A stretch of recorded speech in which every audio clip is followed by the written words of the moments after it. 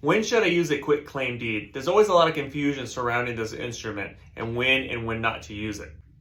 So let's talk about when you use a grant deed. So for instance, if my wife and I are entitled together and I just want to deed her my interest, I'm going to use a grant deed. So I'm going to put her entitled by herself because I actually have interest in the property.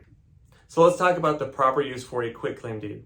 If you remember in the grant deed, I deeded off my interest to my wife.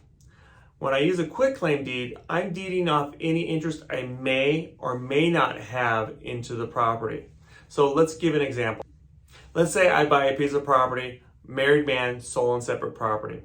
My wife's name is not on the deed, but there is some spousal interest sitting out there. So in order to get rid of that, we're going to have to use a quitclaim deed. Again, deeding off any interest she may or may not have in the property. Another instance when we would use a quitclaim deed is if we're trying to extinguish an easement off a piece of property.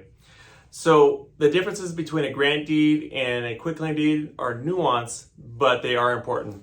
And hopefully you guys found this information useful. And remember, on all your real estate transactions, choose Mike and Bobby with Chicago Title.